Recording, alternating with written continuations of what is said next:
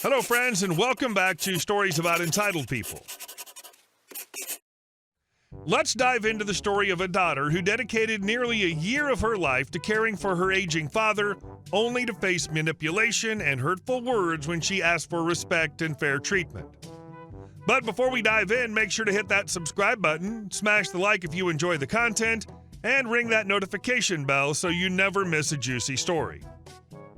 My elderly dad, who I've been caretaking for, refuses to pay me the proper amount. My dad and my sister both have levels of narcissism, which has been very difficult for me.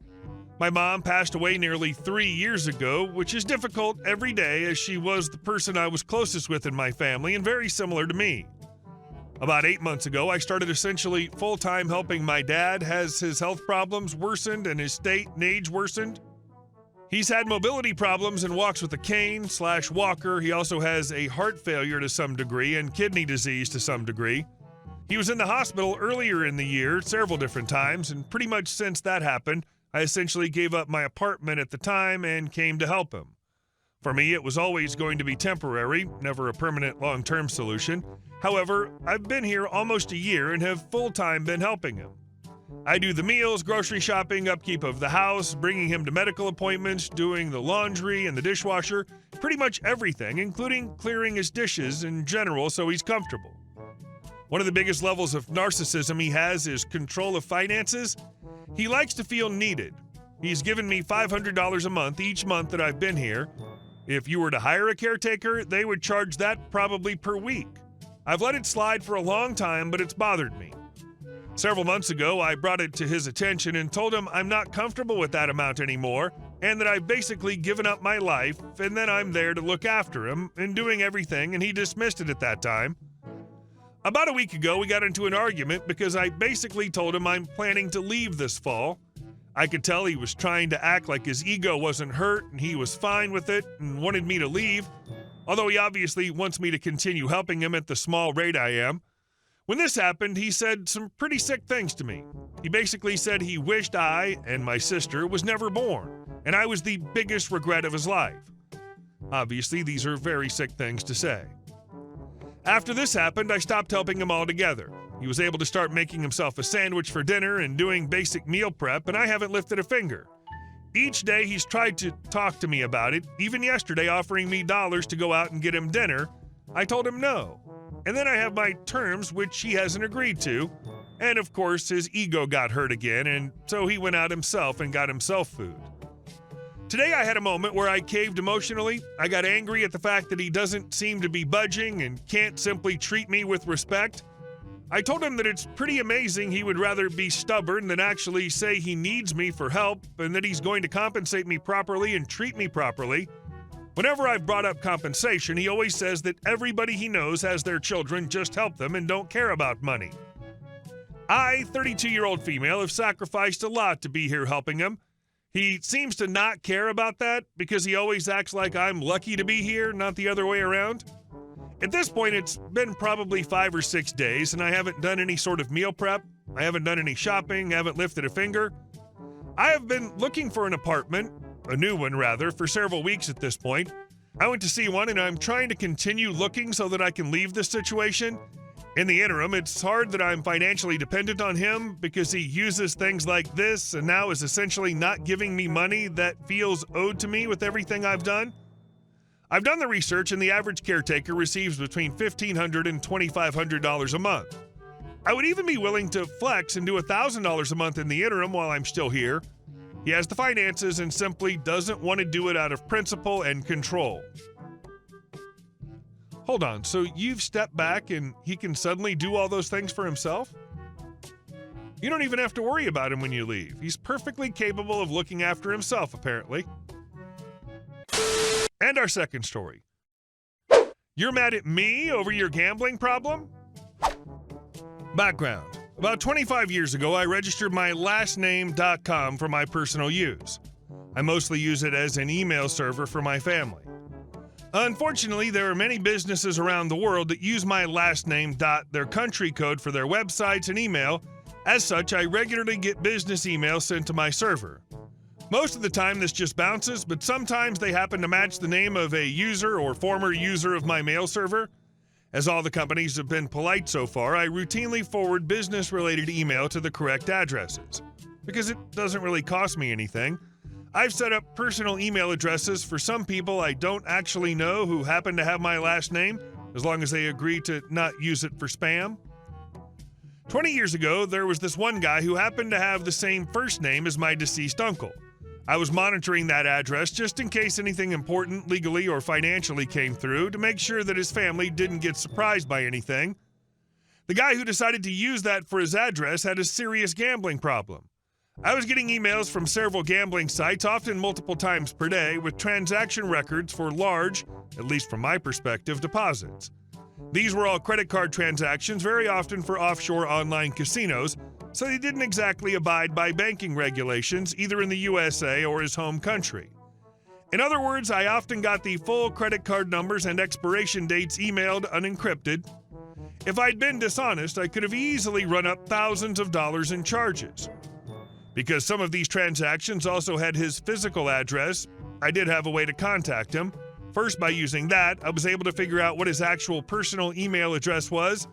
I didn't want to use his company email because of the nature of what I was sending, so I emailed him and explained the problem and asked him if he was really comfortable with me having access to several of his credit cards. He accused me of being a hacker, called me several names that I shouldn't repeat here, and blew me off because I kept getting the email receipts. At this point, I figured out he was probably digging himself and his family into a fairly deep financial hole, and while I was annoyed with him for ignoring his problems and being rude, I didn't think that his family should pay the price for his bad gambling habit. Because I had his home address, I was able to figure out his wife's name and where she worked. I printed up a stack of about 20 of the emails, put them in an envelope marked personal and confidential, and dropped them in the mail to her office. A couple of weeks later, the gambling emails stopped. A few months after that, out of curiosity, I did a search for them again and found the legal notice for their divorce. Oops. Good on you, OP. And good on the wife. And again, good for the wife. And our next story. Karen is preventing me from enjoying my home and property. I bought my first home 2 years ago, but my neighbor, Karen, is so toxic that I truly regret living in this neighborhood. Karen keeps throwing her lawn clippings and trash onto my side of the property about 3 to 5 feet over the line. I tried to solve the problem by politely asking her to keep her trash on her side, but her reaction was outrageous. She yelled that immigrants like me should go back to their country. For the record, I grew up in the States. Then she added that a single woman shouldn't be a homeowner if she can't take care of her effing yard. She also claimed that bugs were coming to her house from my side of the yard, and when I questioned her about it, she screamed, "I am a scientist, don't you question me!" For context, she used to be a driver before she retired. Then, in a bizarre twist, she offered to spray bug repellent on my property for only $50. I declined, of course, and she swore that I was now her number one enemy. Karen's obsessed with my yard, even though I have it professionally landscaped regularly. The real problem is that she's retired and has nothing better to do, so she spends hours manicuring her lawn, which gives her an excuse to flag people down, pry into their personal business, and spread gossip. Unfortunately, I can't avoid her like some of the other neighbors can since she's right next door. Her trash bags sit on my side of the property for 2 weeks at a time, making it even more frustrating. The town's trash trucks pick up yard clippings every other Friday. As soon as her trash is picked up, within an hour, Karen's back outside doing yard work again and gleefully dumping more trash onto my property. After multiple attempts at communication failed, I decided to take matters into my own hands. I pushed the bags slightly over to her side of the property line. The next morning, she started yelling curses from the curb loud enough for me to hear inside my house. She also began passing by my house several times a day, either on her bicycle or in her car, staring at me with hostility if I happened to be outside.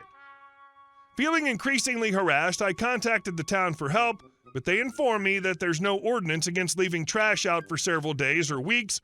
I wrote a letter asking them to consider changing the ordinance, but it seems to have fallen on deaf ears. One day, things got so bad that I took multiple photos, filmed Karen's tirades, and called the cops on her. The police asked her to move the bags, but the next week, she was back to her old tricks.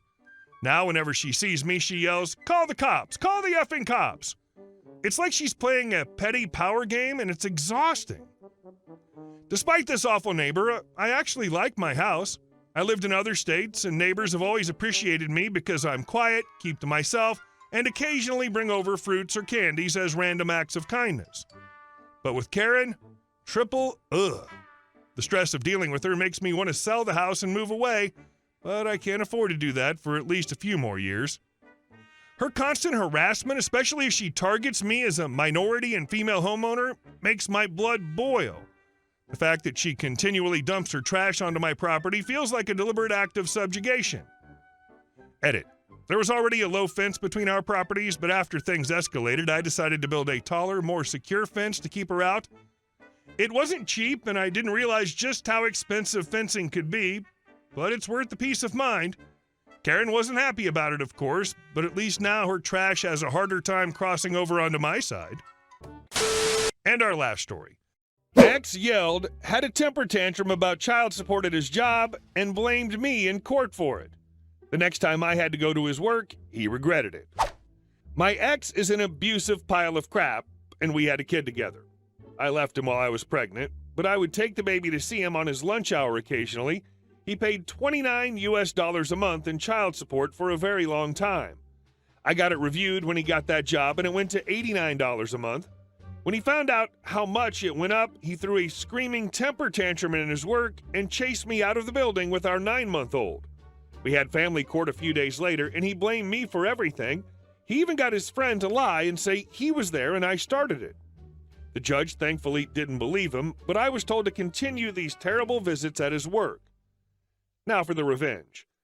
It was a furniture rental store, and he would constantly badmouth customers in very detailed ways.